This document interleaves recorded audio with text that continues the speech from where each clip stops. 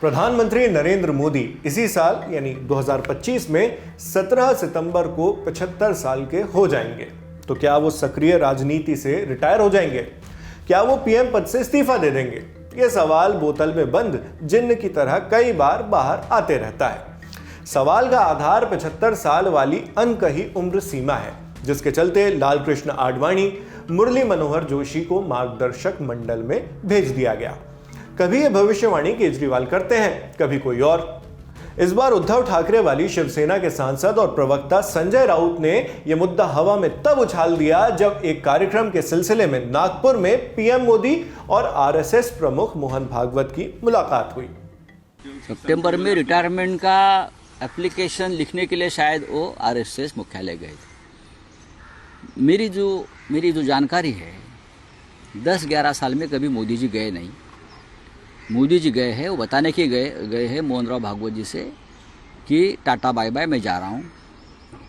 अब देखिए, दो बातें हैं आरएसएस की जो मेरे समझ में आई है।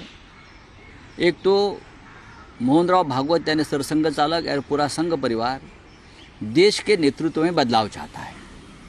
अब मोदी जी का समय खत्म हो गया है और देश में बदलाव चाहता है, और बीजेपी का राष्ट्रीय अध्यक्ष भी अपने मर्जी से चुनना चाहता है, तो इसलिए मोदी जी वहां गए थे।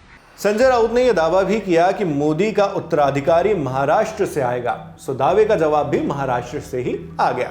सीएम देवेंद्र फडणवीस ने संजय राउत को याद दिलाते हुए कहा कि हमारी संस्कृति में पिता के जिंदा रहते बेटे उत्तराधिकारी की बात नहीं करते। मोदी 2029 में भी पीएम बनेंगे। मोदीजींचा उत्तराधिकारी शोधण्याचं कुठलंही कारण, मोदी जी का उत्तराधिकारी तलाशने की कोई जरूरत नहीं है। मोदी जी हमारे नेता हैं और वो आगे भी कई साल काम करने वाले हैं।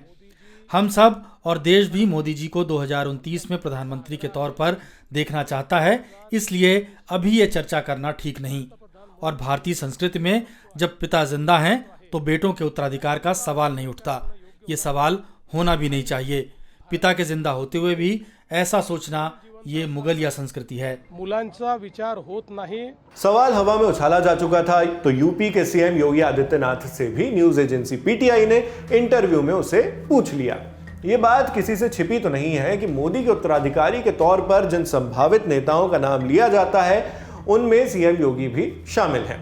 जब योगी आदित्यनाथ से पूछा गया कि देश का एक बड़ा तबका आपको प्रधानमंत्री के तौर पर देखना चाहता है, इस पर आप क्या कहेंगे? योगी ने जवाब में कहा कि मैं उत्तर प्रदेश का मुख्यमंत्री हूं। उत्तर प्रदेश की जनता के लिए पार्टी ने मुझे लगाया है और राजनीति मेरे लिए कोई फुल टाइम जॉब नहीं है। ठीक है, इस समय हम यहां काम कर रहे हैं, लेकिन मैं वास्तव में हूं तो एक योगी।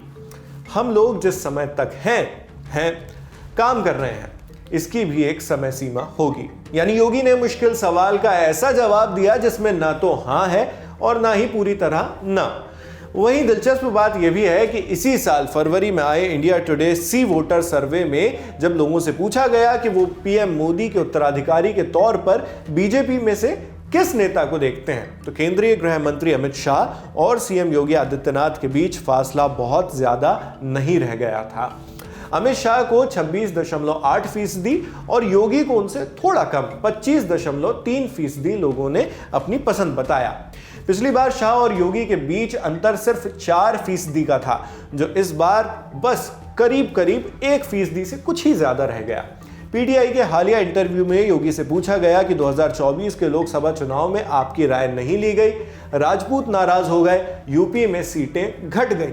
इसमें कितनी सच्चाई है कि केंद्रीय नेतृत्व और आपके बीच मतभेद हैं? इसके जवाब में योगी ने कहा कि केंद्रीय नेताओं से मतभेद होता तो मैं यहां नहीं बैठा होता। टिकट पर फैसला संसदीय बोर्ड करता है, स्क्रीनिंग कर नाम भेजे जाते हैं। कोई कुछ भी बोल सकता है, आप मुंह बंद नहीं करा सकते। इसके बाद अब फिर से मूल मुद्दे की तरफ लौटते हैं, वो ये कि क्या पीएम मोदी सितंबर में रिटायर होंगे।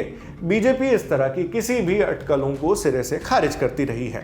जब लोकसभा चुनाव के ठीक पहले अरविंद केजरीवाल ने मोदी के रिटायरमेंट की बात की थी, तब भी अमित शाह समेत बीजेपी के कई नेताओं ने बयान देकर ऐसी किसी भी संभावना को खारिज कर दिया था। जानकारों का मानना है कि रिटायरमेंट का फैसला कोई और नहीं बल्कि मोदी खुद ही करेंगे। कब उन्हें राजनीति से रिटायर होना है ये वही बताएंगे। सियासत में दिलचस्पी रखने वालों को सितंबर का इंतजार रहेगा और मौका जब भी आएगा तो कौन सा नेता होगा जो प्रधानमंत्री बनने के मौके को जाने देगा। बाकी आप इस खबर पर क्या सोचते हैं और आप इन संभावनाओं के बारे में क्या राय रखते हैं, हमें कमेंट बॉक्स में लिखकर जरूर बताइएगा। मैं हूं शेख नाविद, कैमरे पर मेरे साथ प्रशांत है और ये तमाम जानकारी जुटाकर इस वीडियो की स्क्रिप्टिंग आपके लिए की थी हमारे साथी गौरव ताम्रकार ने। देखते रहिए दी ललन टॉप। शुक्रिया।